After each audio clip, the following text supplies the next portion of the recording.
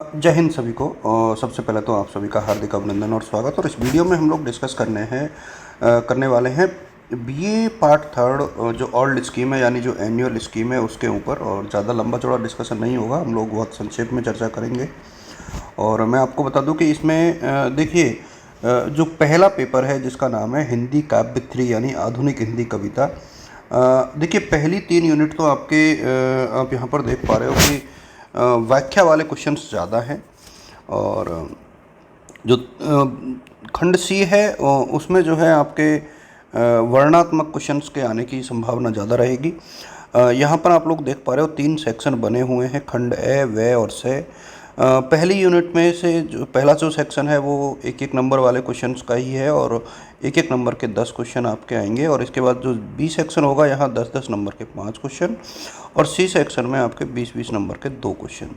तो ये 40, 50 और 10 यानी 100 नंबर का पूरा पेपर आपका होने वाला है।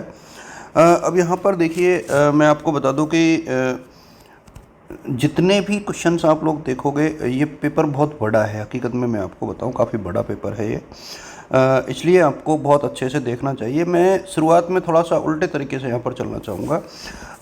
जो आपको शुरुआत करनी है ना, यूनिट 4 में और 5 में मैं आपको थोड़ा सा बता देता हूँ। यूनिट 4 और 5 में देखो, आधुनिक हिंदी कविता का जो इतिहास है उसमें बाद और प्रवृत्तियाँ, प्रमुख बाद और जो इसकी प्रवृत्तियाँ हैं उसके ऊपर आपको बहुत विस्तार से पढ़ना चाहिए। यहाँ से एक क्वेश्चन, यहाँ से जो क्वेश्चन आएंगे वो 10-10 नंबर के 2 क्वेश्चन तो आपको मिलेंगे ही।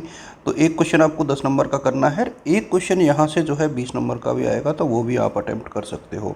तो ये जो दोनों यूनिट है ना, यदि आप इनको अच्छे से पढ़ोगे तो ये लगभग 60 + 4 यानी 64 नंबर का पेपर आप इसमें से कर सकते हो। इसलिए इन दोनों यूनिट्स को आप लोग थोड़ा अच्छे से रीड करना।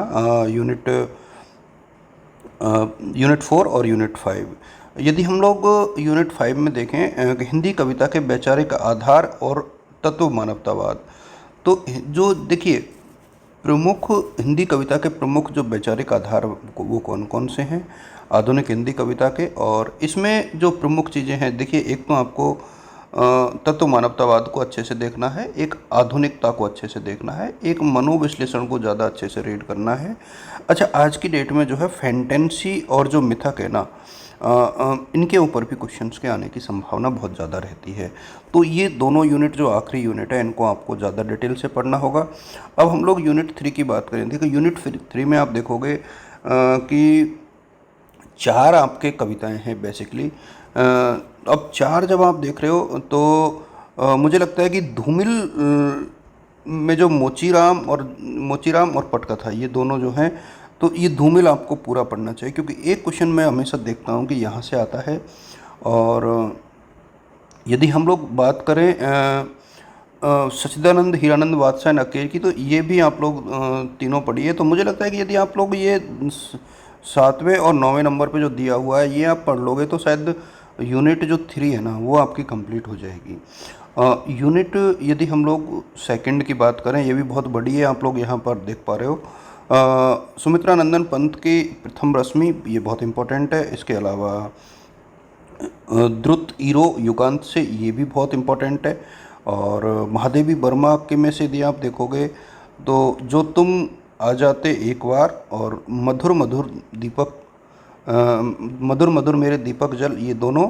और यदि आप लोग नागार्जुन देखो, नागार्जुन को तो मुझे लगता है कि शायद आपको पूरा देख लेना चाहिए, क्योंकि यहाँ से क्वेश्चन अक्सर पिक किए जाते हैं। तो नागार्जुन को आप लोग पूरा देखिएगा। अब हम लोग बात करें इकाई प्रथम की, तो देखिए, मैथिली शरण गुप्त जी की जो द्वापर से है और यशोधरा से है, देखो इनको तो पूरा पढ़िएगा। यशोधरा से में तो 5 और 6 है, बाकी द्वापर से में जो है विद्यता है, तो ये आप लोगों को पूरा देखना है एक प्रकार से। और सूर्यकांत त्रिपाठी निराला जी की जो है बादल राग जो है, यहाँ परिमल से आपको देखनी है, और तोड़ते पत्थर अनामिका से देखनी है। तो ये कुछ चीज़ें हैं जो आपको यहाँ से बहुत अच्छे से देखनी है। जयशंकर प्रसाद जी में जो है आप लोग बीती विभावरी जागरी और मेरी आंखों की पुतली में, ये 2 आप लोग देख सकते हो।